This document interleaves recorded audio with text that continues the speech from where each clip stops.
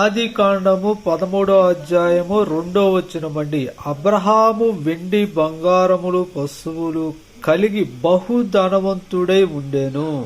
శుద్ధ నామానికి మహిమ కలుగును గాక. మీ అందరికీ మన రక్షకుడు ప్రభువైన యేసుక్రీస్తు వారి నామంలో శుభాభివందనాలు తెలియజేస్తున్నాను.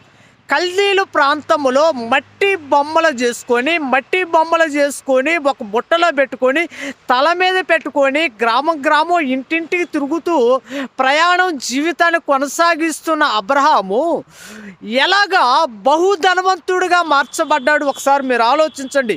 వెండి బంగారములు పశువులు సంపాద దానము బహుధనవంతుడిగా ఎలాగా మార్చబడ్డాడు. ప్రియక చెల్లి తమ్ముడు అన్న, ఈ మాటలు వింటున్న నీవు దేవుని యొక్క మాట విన్నాడు కాబట్టి ఆయన బహుధనవంతుడుగా మార్చబడ్డాడు.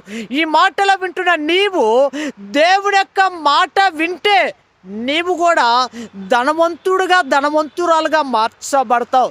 ఒక పేదరికములో ఉన్న అబ్రహాము, మట్టి బొమ్మలు చేసుకొని అమ్ముకుంటున్న అబ్రహాము బహుధనవంతుడిగా మార్చబడ్డాడంటే కారణం ఏందో తెలుసా?